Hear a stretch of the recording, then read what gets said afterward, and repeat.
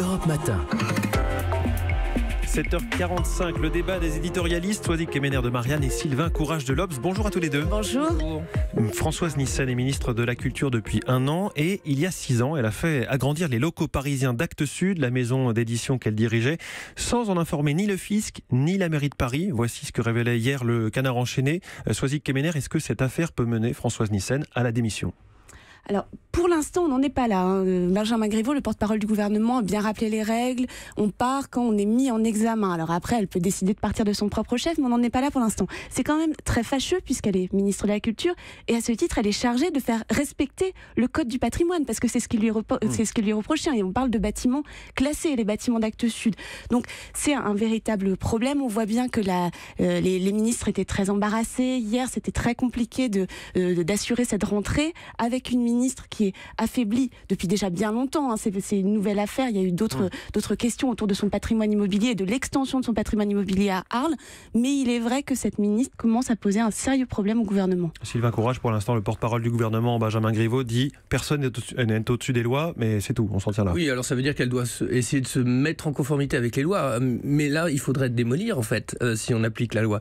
On comprend ce qui s'est passé, en fait. Bon, elle a monté cette maison d'édition qui a beaucoup de succès. C'est une grande réussite à Arles, puis à Paris, et la croissance impliquait des mètres carrés de bureaux supplémentaires, et elle a bricolé. Plutôt que de solliciter les autorisations de l'urbanisme, des bâtiments de France qui sont tatillons, mais qui ont raison aussi, qui protègent. Voilà. Mais du coup, elle a fait ça sans imaginer qu'un jour elle serait ministre de la Culture, et aujourd'hui, il y a certainement une gorge profonde chez Actes Sud, parce que le Canard dispose d'énormément de détails sur ce qui s'y est passé, sur l'extension des travaux, etc. Et voilà, elle est prise à revers. Et le problème, c'est qu'elle ne communique pas, puisqu'elle n'a pas répondu à tout ça. Et ça, c'est peut-être le plus fâcheux, parce que elle doit quand même faire face à ses responsabilités. Étant ministre, on attendrait qu'elle s'excuse, qu'elle explique comment elle entend corriger ses erreurs. En tout cas, c'est la première affaire de la rentrée politique. Elle est arrivée dès le premier jour, dès le premier Conseil des ministres fin août. Là. Est-ce que ça peut monter, cette histoire, Soazic Kemener ? Alors, ça peut monter effectivement parce que c'est une ministre, il y a déjà un terreau. C'est-à-dire que c'est une ministre qui est déjà fragilisée depuis son arrivée. D'ailleurs, Françoise Nyssen, elle n'a jamais eu les coups des franges. Regardez, qui est-ce qui s'occupe du patrimoine ? Stéphane Bern. Qui est-ce qui s'est occupé d'une mission bibliothèque ? Éric Orsena. La francophonie, Leïla Slimani. Donc, dès le début, elle a été placée par le président de la République, par l'exécutif, dans un corner. Donc, dès le début, sa tâche a été très difficile pour Françoise Nyssen. Et donc, elle est de toute façon très critiquée depuis déjà 1 an. Donc, ça n'arrive pas à quelqu'un qui est très proche du président de la République et qui est très protégé. C'est quelqu'un qui est déjà à découvert politiquement. Mais au moment de sa nomination, ça avait plutôt été salué. On s'était dit, voilà quelqu'un qui connaît ses sujets. Actes Sud, c'est une bonne maison d'édition. Sylvain Courage, finalement, la marque n'a pas prise, quoi. Oui, alors c'était la volonté de faire entrer des personnalités, comme on dit, de la société civile au gouvernement. Et pour le coup, c'était vraiment une belle prise. Il a fallu la convaincre, parce qu'elle n'avait pas vocation à devenir ministre. Pourquoi est-ce qu'Emmanuel Macron était venu la chercher ? Parce qu'il n'avait pas pu obtenir qu'Éric Orsena, qui le soutient depuis longtemps et qui est quelqu'un de beaucoup plus expérimenté en matière de politique, prenne le job. Donc il s'est reporté sur Françoise Nyssen, apparemment sur les conseils de Brigitte Macron, dont on sait le goût pour les livres et l'édition. Mais voilà, cette femme s'est laissée convaincre. Je pense que c'est une personnalité très intéressante, très attachante, entreprenante, mais qui n'a jamais su vraiment incarner l'autorité de l'État. Ses prises de parole sont maladroites.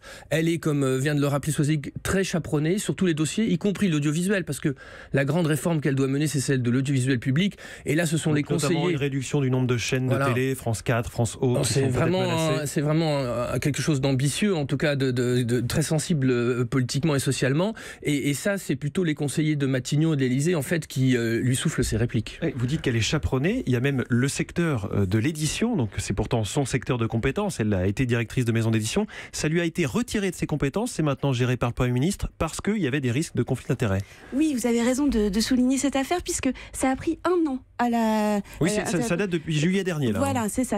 On nous a annoncé en juillet dernier que cette compétence lui était retirée, que cette tutelle lui était retirée, alors que ça faisait 1 an qu'elle était ministre. Donc il y a quelque chose de très étonnant. Alors, dit qu'il s'agit d'aller-retour entre la Haute Autorité de la Transparence pour la vie publique et le cabinet de la ministre, mais 1 an, c'est très très long, d'autant qu'une enquête de Marianne a montré que pendant ce temps-là, Actes Sud continue à recevoir évidemment des subventions du Centre national du livre notamment. Donc il y a un mélange des genres. Alors Alors, il n'y a pas d'enquête ouverte, mais en tout cas, il y a beaucoup d'interrogations qui font qu'aujourd'hui, on a une ministre, c'était quand même un des secteurs phares d'Emmanuel Macron. Il a fait la campagne d'un homme cultivé, épris de culture. Vous parliez tout à l'heure, Sylvain, de l'importance de Brigitte Macron aussi sur cet axe-là, sur la culture. Donc ça paraît difficile aujourd'hui de tenir avec une ministre qui est très affaiblie et autour de laquelle se posent toutes ces questions.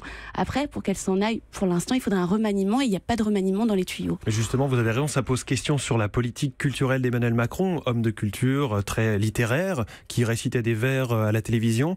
Sylvain Courage, finalement, Françoise Nyssen n'obtient pas tellement ni de résultats, ni même de budget. Non, alors c'est un métier difficile, ministre de la Culture, parce que le budget a tendance à rétrécir, puis il y a des charges importantes pour l'entretien de tous les biens culturels. Elle n'a pas de réalisation à son actif. C'est un ministère de la parole. Il faut parler au milieu culturel, il faut les flatter, comme disait François Hollande à une de ses ministres, dis-leur que tu les aimes. Donc là aussi, sa seule mission, c'est de fermer des chaînes de télé. C'est pas un grand projet culturel. Ça, c'est pas vraiment un projet culturel. Et après, les milieux culturels, eux, sont très sceptiques parce que le courant n'est pas vraiment passé avec la ministre. Donc effectivement, on voit mal comment elle peut durer très longtemps. Ça ne veut pas dire qu'elle va partir immédiatement, mais pour l'instant, la sauce n'a vraiment pas prise. Et donc, à terme, il y aura un problème politique avec elle. À terme, ça veut dire quand? Est-ce qu'elle est menacée, Françoise Nyssen? En tout cas, il y a quelque chose qui est très intéressant, c'est qu'on a déjà des prétendants. Marlène Schiappa, dans une interview à Corse Matin cet été, disait que le secteur l'intéressait beaucoup.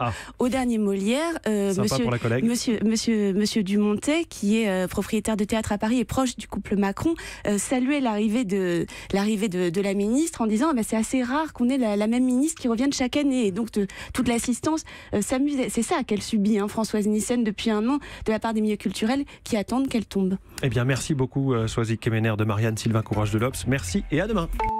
Europe 1.